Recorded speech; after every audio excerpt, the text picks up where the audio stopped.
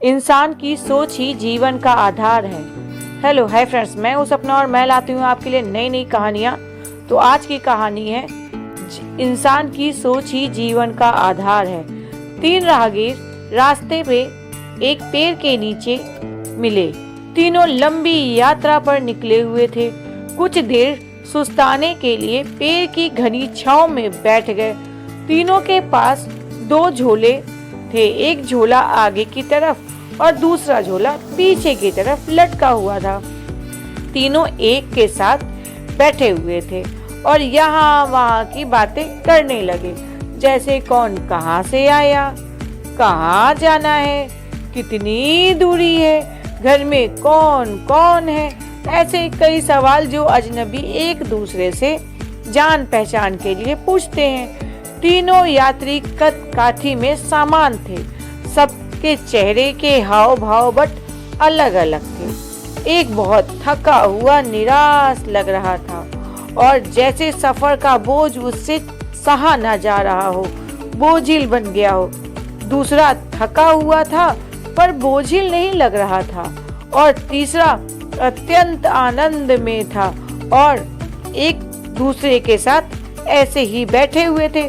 तभी कुछ दूरी पर उनसे एक महात्मा उन्हें देख देख कर मुस्कुरा रहे थे।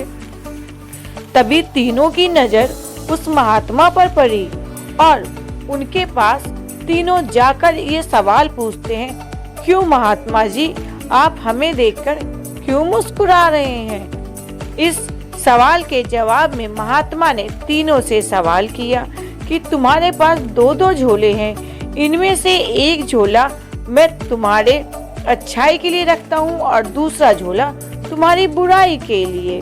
तो तुम बताओ क्या करोगे?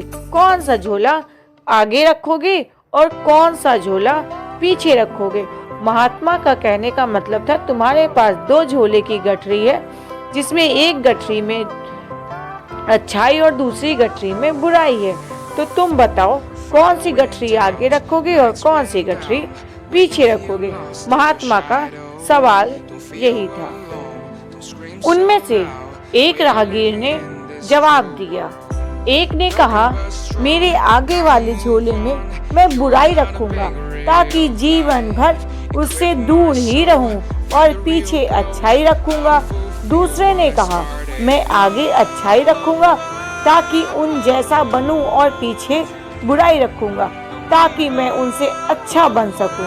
तीसरे ने कहा, मैं आगे अच्छाई रखूंगा और ताकि उसके साथ संतुष्टि से रह सकूं और पीछे बुराई रखूंगा, जिसके पीछे के थैले में मैं एक छेद कर दूंगा, जिससे बुराई धीरे धीरे धीरे गिर जाएगी और मेरा बुराई का बोझ कम हो जाएगा और अच्छाई मेरे साथ रह जाएगी और मैं केवल अच्छाई के साथ ही बना रहूंगा, अर्थात बुराई को भुला दूंगा और अच्छाई के साथ चलूंगा।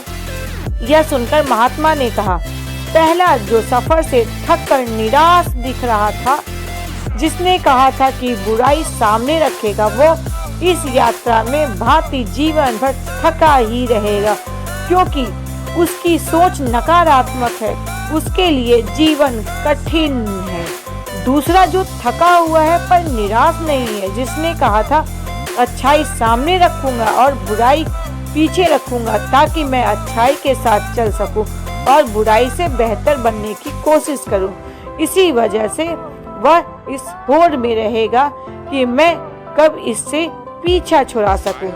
उतने में ही जो तीसरे ने ये कहा था कि अच्छाई आगे रखकर और पीछे बुराई रखकर भुला देना चाहता है, वे संतुष्ट है और जीवन के आनंद लेता रहेगा, वह जीवन भर खुशी रहेगा।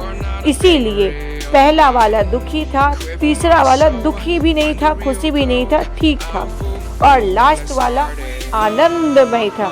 हमें भी जीवन के कुछ ऐसे ही होते हैं, दो गठरियां लेनी है, अच्छाई और बुराई।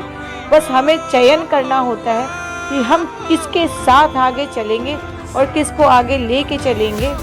इन दोनों में निर्णय जिसने अच्छे से कर लिया, उसके जीवन की कोई कठिनाई नहीं हो सकती है। तो कहानी कैसी लगी और अगर इस कहानी से कुछ भी सीखने को मिला हो तो please like, comment, share, subscribe जरूर करिएगा। धन्यवाद।